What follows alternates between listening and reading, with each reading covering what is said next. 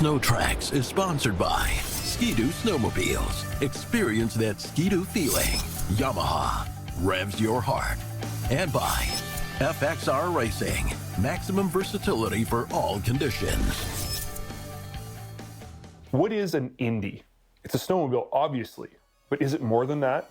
Is it more than just a combination of metal, rubber, and plastic designed to traverse snow-covered landscapes?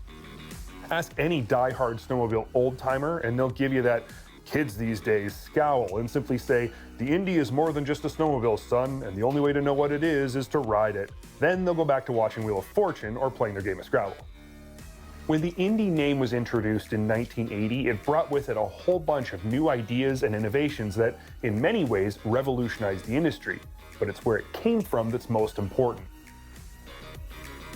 Before the Indy, Polaris was already setting the industry on its heels with sleds like the TX, the TXL, and the TXC models. These sleds were fast and handled well. Ride quality wasn't great, but was better than most for that time period. In 1979, Polaris introduced a new race sled called the RXL that featured an automotive-style independent front suspension system that utilized trailing arms and radius rods instead of A-arms or leaf springs. Just like the TXL was nearly unbeatable racing cross-country, the RXL was a force to be reckoned with on the oval sprint circuit. In 1980, Polaris decided to mate the high performance of the TXL with the stellar handling characteristics of the RXL. This sled was called the TXL Indy, Indy signifying the independent front suspension. The simple truth of the matter was that it was this sled that opened the eyes of snowmobile designers, engineers, and riders everywhere to how a snowmobile could perform. Not only did the sled handle excellent, but it rode excellent as well. The extensive use of aluminum made the Indy light, and thanks to incredibly low parasitic drag in the chassis and driveline, it was extremely efficient and therefore uncannily fast. This was the first Indy. By all accounts, it was revolutionary in its day, and it set the benchmark by which all other sleds were going to be measured. From this point on, Polaris worked extremely hard to ensure this exact blueprint was used to design and build all future sleds with the Indy label on the hood. Sleds like the Indy 400 and 500, the Trail Indy, the Indy 600 and 650, the Indy RXL, which many people didn't know was actually a throwback to that original race sled, then on into the 90s with the Indy XLT and Ultra models. Fast forward to the late 90s and early 2000s. Up till this point, Polaris pretty much had the formula for snowmobile performance nailed. The Indy name was synonymous with class-leading suspension, predictable and precise handling, and of course, speed. But beginning with the Edge, the Indy moniker slowly started to disappear from Polaris's lineup. Year after year, there were fewer and fewer Indy models, and the ones that remained were just low-cost or low-performance shadows of what the original Indy was supposed to be. Instead of being Polaris's top-of-the-line high-performance nameplate, Indy came to represent low-cost, low-performance budget sleds. By the time the Fusion rolled around, the Indy name was all but gone. This really was a dark time for Polaris. The Edge and Pro X models were not being received with as much excitement by consumers as Polaris had originally expected. Ski-Doo was pushing the limits of snowmobile design, and Polaris's attempt to catch up, the Fusion, was an infamous failure. To add insult to injury, Polaris also lost the much-coveted title of #1 in market share to Ski-Doo. Now, I'm not saying there's some mystical link between Polaris abandoning the Indy moniker and losing #1 market share. Those two things aren't specifically connected. However, the mindset and direction that led to abandoning what was likely the most respected moniker in the industry, Indy, was the same mindset and direction that lost touch with what modern snowmobilers really wanted. After the Fusion had been buried, there seemed to be a bit of a change at Polaris. The loss of #1 market share seemed to motivate them to once again connect with a new breed of snowmobilers who expected nothing less than excellent ride quality, top performance, stellar handling, and cutting-edge innovation. Interestingly, these are actually all the things the Indy name used to represent. Over the course of almost the next decade, Polaris built some impressive snowmobiles. The IQ chassis was amazing, and the Dragon and Dragon SP are still sleds I'd be more than happy to ride today. The shift was proof Polaris really understood the industry and was focused on the future, and the Pro Ride rear suspension found on the Rush was a not-so-bashful announcement that Polaris wasn't afraid to take risks and think way outside the box. These sleds all had best-in-class handling and ergonomics, fantastic ride quality, and while not the fastest at top speed, they all performed excellent on the trail. These sleds encapsulated the true essence of an Indy despite not carrying the Indy name. Not until 2013, that is, when they re-released the Indy with a Pro Ride front end mated to a solid tunnel and sporting a Liberty 600 under the hood. Did this sled contain all of the necessary DNA to legitimately be called an Indy? Yes, no doubt, and it was very well received by consumers. So much so that the very next season, Polaris introduced an 800 engine and upscale SP package option. While these Indies did definitely carry all the necessary traits to be worthy of the Indy name, they lacked one thing Indies of old did not: showroom appeal. They lacked the wow factor that was standard equipment on a TXL Indy or an Indy 650 or an Indy XLT. Like the last of the Indy breed, these were budget sleds designed to outperform their price tag, but not be sleds people would gawk at the local trailside pit stop. Despite offering unreal value, this lack of panache led to the Indy name once again disappearing from Polaris's lineup. This time, though, its absence would be short-lived. I'm going to make a bold statement right now. The release of the all-new Indy XC, in my opinion, made last season the most important and impressive for Polaris since the introduction of that very first TXL Indy. The Indy XC wasn't a total departure from traditional snowmobile design like the Rush was. In fact, quite the opposite. It was actually a return to traditional snowmobile designs. But what the Indy XC brought to the table that no sled since that first TXL Indy had almost 40 years prior was that it made no compromises. A snowmobile that offered the very best, the absolute pinnacle of what Polaris had to offer. The best ride, the best handling, the best ergonomics, the most impressive performance. This Indy was a showstopper, a sled people would ask you about at a rest stop for sure. This sled is an Indy. It is the sled that all others will now be measured by. It offers exactly the same experience as that original TXL Indy did in 1980. A glimpse into the future of what snowmobiling will look like from here on out. There's no question the industry looks nothing like it did in 1980. Literally everything has changed, from the sleds to the trails, the gear, riding styles, even the people. But one thing has remained exactly the same.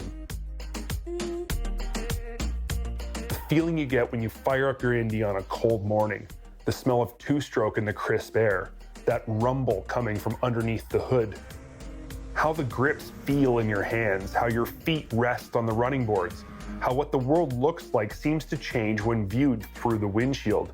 These things aren't unique to any one sled. This is snowmobiling. This is what it feels like.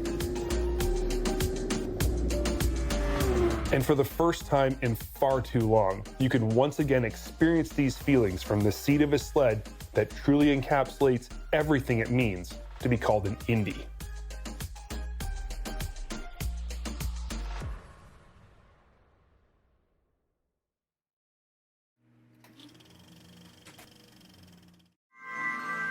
Trail Tech is sponsored by Princess Auto. Make it work. Snowmobiles are designed to traverse the most inconsistent surfaces on the planet. Surfaces that, at the best of times, provide very little in the way of actual traction. The carbide tipped stud and carbide inlaid ski runner is what the industry came up with to overcome this lack of grip, both for the purposes of enhancing performance and, most importantly, improving safety. It's only been in the past 5 or 6 years that a truly new option has emerged in the snowmobile traction game. The pre-studded track had been an idea for a long time, but is now a well-established reality, and this season, for the first time ever, is available as an option from all 4 OEMs. Now, I do have to point out that if you're an aggressive rider or one focused on ultimate performance, you would be better off saving the money on the pre-studded track and installing a set of high-quality studs into a standard track instead. There's no question a drilled and studded track provides more aggressive traction than a pre-studded track can, but for many, a pre-studded track is more than enough and has become the only form of traction enhancement they'll use because it's both easy to do and it's already done. With that said, if you do go the pre-studded route, there is something you need to consider before you hit the snow on your shiny new ride.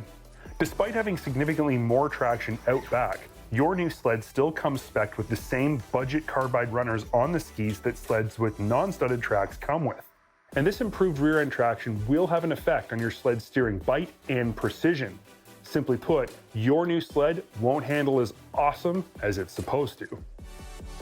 Luckily for you, there is a very easy solution to this problem that can include additional benefits as well, and it's something anyone with a socket set and a ratchet wrench can do at home. Woody's offers a long lineup of carbide runners for pretty much every original equipment ski in the industry, as well as many aftermarket skis. Their hookup traction guide found on the Woody's website is an excellent resource to help you get exactly what you need. Through exhaustive testing and development, and by utilizing the best materials and technology, Woody's has identified 2 separate aspects of a carbide runner that can be adjusted to alter the handling characteristics of a snowmobile. Woody's has a bunch of different host bar options in both single and double bar layouts. The Slim Jim and the Dually, for example, they both have 2 host bars, whereas the Ace, the Executive, and the Trailblazer, they all have 1.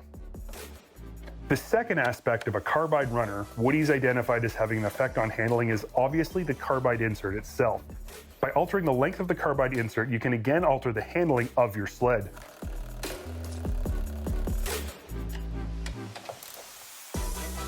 Woody's offers 4, 6, and 8-inch carbide lengths at a 60-degree angle. Now, there are 90-degree angle carbides out there, but Woody's has identified 60 as the optimal degree for pretty much all types of riding. The carbide portion of the runner is responsible for 2 things. First, it provides bite onto hard surfaces like ice and asphalt, and second, it protects the host bar from premature wear. Another thing Woody's offers that you can add on to your new carbide setup is this, the Navigator. It mounts in front of your new carbide, and it has 2 purposes. First, it flattens and packs the snow in front of your carbide so that the carbide itself can cut its own path on the trail. And second, it helps protect the front of the keel and the front of the carbide runner from excessive wear. So what's the optimal setup for your new sled with its pre-studded track? Well, that all depends on which sled you chose and where and how you ride.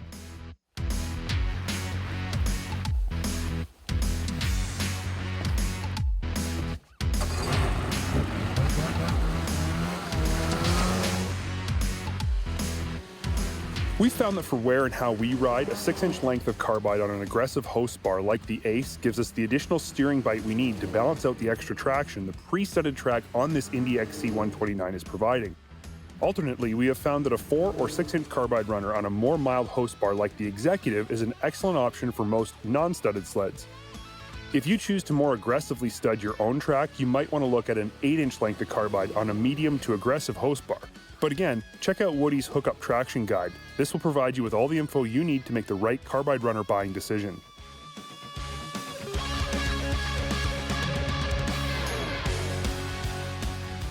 With all the different options and combinations for traction upgrades for your sled, things can get pretty confusing. There's one thing related to this topic though that I can guarantee. When you do find the perfect carbide runner for your sled, riding style and conditions, you'll be impressed with how much of a difference something as comparatively small as a carbide runner can actually make to the handling of your sled.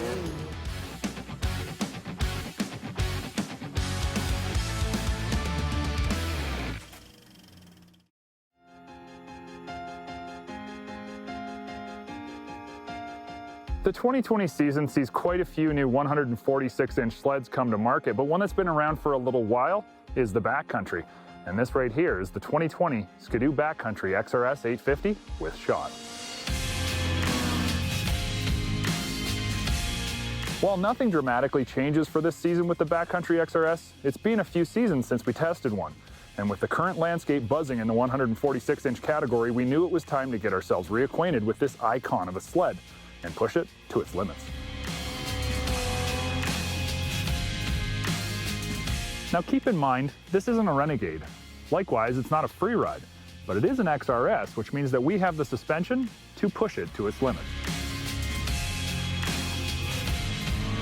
The Backcountry is a 50-50 on-off trail sled by Ski-Doo's definition, and the XRS package speaks well to the off-trail portion, allowing us to tune the shocks to our heart's content. Up front, we've got the RAS3 front end and KYB Pro 36 EA shocks, featuring a big, easy-to-use, glove-friendly compression clicker, and likewise a smaller rebound clicker that you can still feel without having to freeze your digits down at the bottom end. These are the right shocks for the job, and they truly let me get loose and have some fun off-trail. So the front end is set up for off-trail play, but what about out back? And I'm talking not just about the suspension, but about the track as well. In the 146-inch crossover category, this is the only sled that boasts a 16-inch wide footprint. Sure, it's only one more inch, but that's significant when you find yourself playing off-trail. And in our case, we opted for the 1.6-inch Ice Cobra track, so more flotation really does help. We could have opted for the 2-inch Powder Max, but we feel this is not a trail-friendly track, and seeing as we wanted to explore the true 50-50 capabilities, the Ice Cobra is perfect fit. With its built-in pre-molded studs, the Ice Cobra is able to grab that extra bit of bottom should you blow through the top layer, and it's really noticeable at gaining you extra traction, especially when the bottom layer is icy. The C-Motion rear skid is a bit of blending and harmony of both T-Motion and R-Motion, and with the tipped rear portion of the rails, it's not that bad on the trail.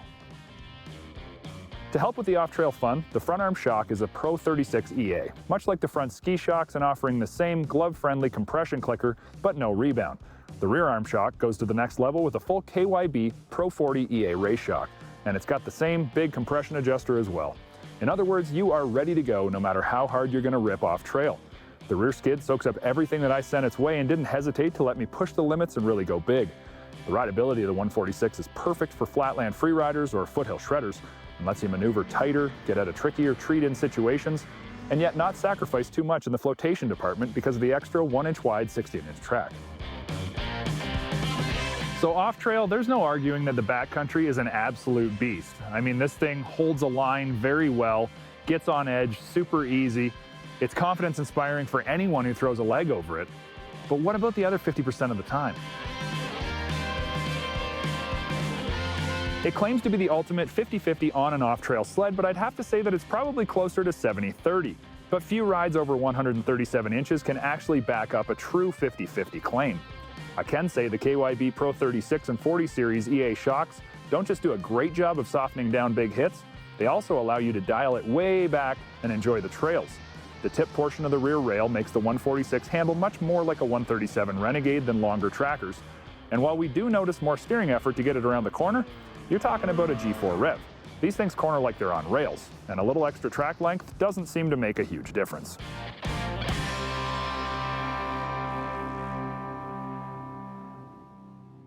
The RAS3 does work well, and having the extra KYB front XRS shocks definitely helps with my complaints about being able to overdrive the front end of a G4. The monotube X package front end shocks I find don't have the capabilities to keep the front end on target when you're really hustling through the chop. But these KYB Pro 36s are great at keeping you on point. Should the trail turn for the worst over the day's ride, you just click up the front compression and you're ready to rock. The handlebars are also a big plus with the freeride-like taper bar and built-in hooks. You really feel at home behind the bars, they fit right, and likewise the height of the riser is not too much for trail, not too little for off-trail. The truth about the Renegade lineup is that they're long track trail sleds, so don't jump off your Renegade R-Motion and expect the Backcountry to meet your demands. And in the same breath, if you're tired of riding on one ski and getting your back beat by a free ride or a summit where you really don't need it, the Backcountry will absolutely astonish you at its off-trail capabilities and its on-trail comfort. Just know where you ride and how you ride, and don't buy a sled that just looks cool. Buy the sled that fits your actual riding profile. And with the XRS over the X, I think I found my sled of choice. I get the beefed up chassis reinforcements, the huge wide running boards, and the suspension that fits what I do. Oh, and the lava red and white XRS only graphics are pretty sweet too. On top of those things, for 2020, many backcountry sleds get the updated 7.2-inch digital display that's much easier to access info on, looks much cleaner, and has way more information. We get the reliability of a recoil and the benefits of electric start after once-a-day pulling. Plus, 20 pounds weight reduction. Yeah, that's a pretty easy trade-off for me.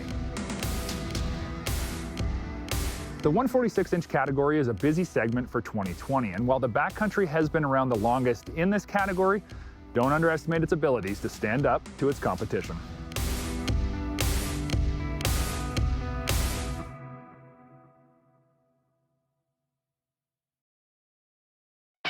SnowTrax has been sponsored by Polaris Snowmobiles, MBRP Performance Exhaust, race inspired, trail proven, and by Hercules Tire, ride on our strength.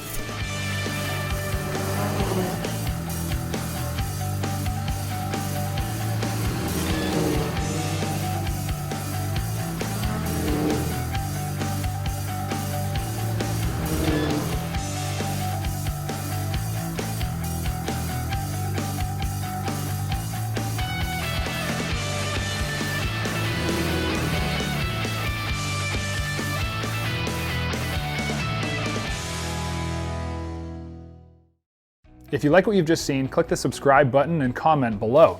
And make sure you check out all of our great videos on SnowTrax TV's YouTube channel.